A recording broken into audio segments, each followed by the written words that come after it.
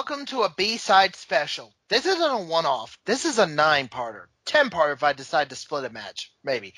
But this is something I needed to do for a while now. Women's wrestling hasn't got as much love as men's wrestling in decades. There have been trailblazers like Moolah, Mae Young, Lita, Trish, Beth, Alundra Blaze, Mickie James, and the current women like Charlotte, Sasha Banks, Becky Lynch, Bayley, etc. I apologize for some of my words. And the soon debuting to Monday Night Raw, Asuka. Asuka, yes. Oh, Dana! And Oni's words were, when reviewing the pay-per-view, "Look, Dana, that's going to be your prison bitch." Anyway, I'll talk more about the Asuka promo much later. The women of the indies struggle, as well as mainstream wrestling always struggled, to get that pot of gold. Trust me, I'm a women's wrestling fan as well. If you know me by now, I've talked about women's wrestling for good and for bad. Mm-hmm. The bad was, well, the WWE Divas of 2007 to 2016, at least. We could say the entire thing, but that would be insulting Trish and Lita and Mickie James.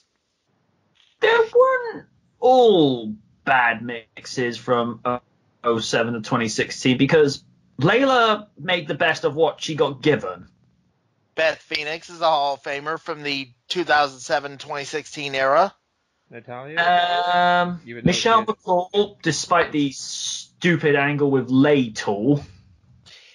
Natty, despite the at this point, really Natty. That's not. God, good God Almighty, lots of everything. That's Jesus not. Christ. And Eve Torres. Until we can add Eve to the list.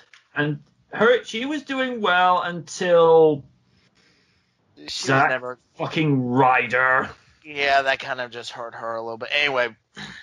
But when women's wrestling went to new ground in 2016 after they got rid of the Divas moniker, there felt like there wasn't something to reach for besides championships. Now there is. Ladies and gentlemen, the Raw Down Rebound team presents to you the B-side special, the Mae Young Classic, Divas No More! Women, yes! We'd like to thank Big Battle 22 for this intro. Thank you. Let's dive into episode 1, a.k.a. part 1 of the first round of the tournament. Jim Ross introduces us as we cut to him and WWE Hall of Famer Lita as they promote the tournament. We cut to a video package of the first two competitors, and this one's going to be hard to pronounce because my Spanish sucks. I still have enough fun. Princesa Suhei and Kaylee Ray. You say you have trouble with Spanish. I have enough problems with English. Which English are you talking about? And you just ruined the joke. I know I did. I wanted to do that. First round match. Kaylee Ray faces Princesa Suhei. I'm trying. Bear with me, folks. A great back and forth match between the two. It was hard to keep up with this match for me to write sometimes.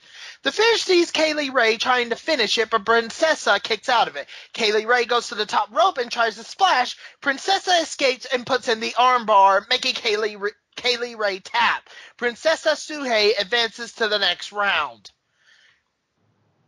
I'm going to try and cut this down to like bits and pieces and give these separate ratings because giving the show a full rating would be, well, I'm still going to do that, but I would still want to do this. Princesa Suhei and Kaylee Ray's match was excellent. I would have to give this an 8. The way you say it was going back and forth, was this like Rey Mysterio? Was this like Rey Mysterio's debut against Chavo Guerrero on SmackDown all those years ago? Yes, it was competitive. It was excellent. Oh, yeah. We cut to a video package for the next two competitors, Vanessa Bourne and Serena Deeb. Before we continue, we all know who Serena Deeb is. Serena has been in the WWE before, as you know, as a valet for CM Punk and the Straight Edge Society. Oh, yeah. Oh. The one that got her head shaved. Yep. Oh, I'm trying to remember her name. That was her name, Serena. Oh. But do you remember when years later, in the build-up to WrestleMania 28, when because they were building up to the Team Teddy versus Team Johnny match, they just happened to say with Daniel Bryan on SmackDown, he goes because Punk said, I noticed he's been doing all these weird things ever since he became champion, but if he shaves AJ's head, I'm gonna sue for gimmick infringement. Oh my God. Anyway, since then she had been to multiple indie federations, toured in Japan, but she retired. She did have a one-off match with Mickie James in TNA. Keyword one off. But even then, she retired until now. This is her comeback story. This is the Brian Kendrick comeback story that happened for the Cruiserweight Classic. All right. Oh yeah. So this is hers. She is the comeback story for this tournament. The comeback. We cut to see Naomi in the crowd. First round match, Serena Deeb faces Vanessa Bourne. As the two wrestle, we see the first full-time female ref for WWE. There was Hey. I'm not done. Damn it. There was a female ref before, but A, was not full-time, and B, go to OSW review for that story. That one's too damn disturbing. I won't ask. I Please kind of don't. want to know as well. Of course you want to know. You're all about things disturbing. You watch look TNA. Up Rita. I think it was Rita Chatterson, female ref, and find out for yourself. I'm not gonna do.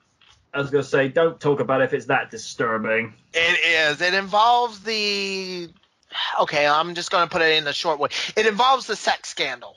Okay. And we're done. We're done. We're done talking about it. We're moving on. Moving on. Yes, moving on. Please move on. I will admit, for a former wrestler, Jessica Carr, the female ref, and formerly known as Kennedy Brink and Jessie Kay in the Indies, and I think she had a very short stint with TNA as well. Don't quote me on that.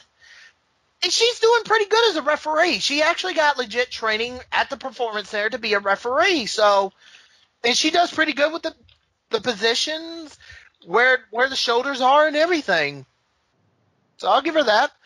After a failed tackle by Serena, and trust me, Serena was just like all over the place. Not in terms of wrestling skill, but I'm talking like her brain was just like, after that failed tackle, it's like, oh, fuck. Vanessa pulls up Serena and hits a neck breaker, but Serena kicks out at 2. Vanessa gets mad and wails on her, pinning Serena, but only gets a 2. Vanessa hits a Samoan drop. She's Samoan. But Serena kicks out again. Bourne is mad. She tries for a splash after a run from the ropes, but Serena escapes. So we're maybe 2 for 2 on splashes tonight. Missing. Serena comes back, hitting a spear and getting a 3. Serena advances to the next round. This match I have to give this one an 8 as well. Even though Vanessa Bourne was in the majority of the match, Serena showed that her comeback story is strong. We cut to Charlie Caruso in the control center as she recaps the last 2 matches. She talks about the next 2 competitors as we get the video packages for Zeta and Shayna Baszler. Okay. First round match. Shayna Baszler faces Zeta.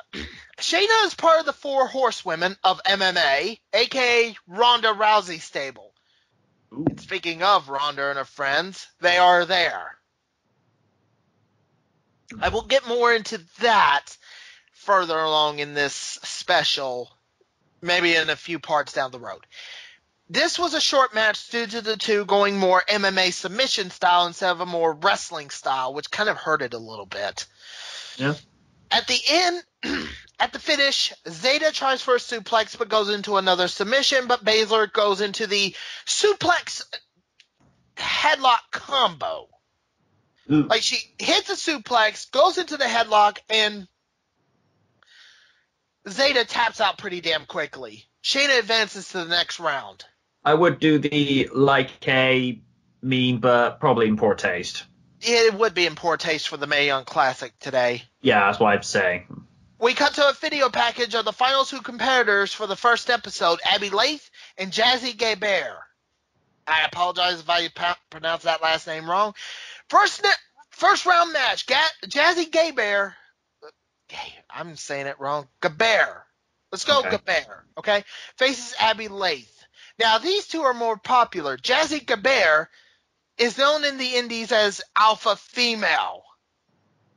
And she is one dangerous woman. Really? Jesus Christ. She would give Beth Phoenix a run for her money. Really? Yeah. If Nia Jax was facing this woman, she would laugh it off.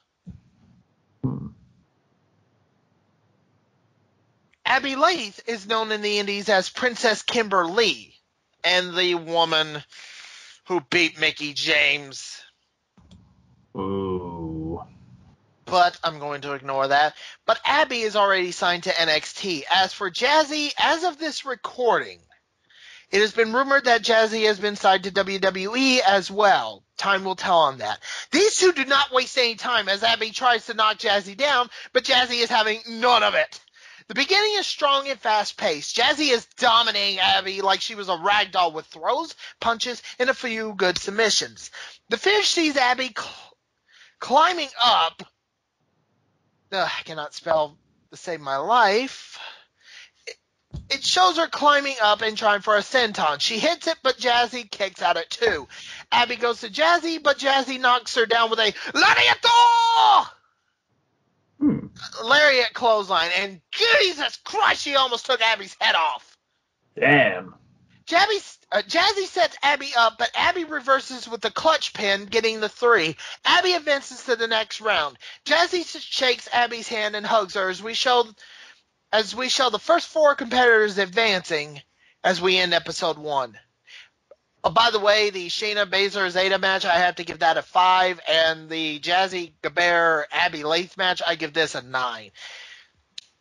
The first episode had some good matches. One was short, but it sets the stage for what's to come. Episode 1 gets a 7 out of 10. MJ, your quick thoughts. From the sounds of things, it looks like an intriguing exclusive to the WWE Network. Based upon what you've said, I'll give this a 7. L-Man. I can't say much because I really haven't watched it, but yeah, it definitely seems like a 7 out of 10 show. The next time we join you, the first round continues in part 2. Until then, I have been the Oni. I have been the Knight. I've been me. We'll see you for part 2.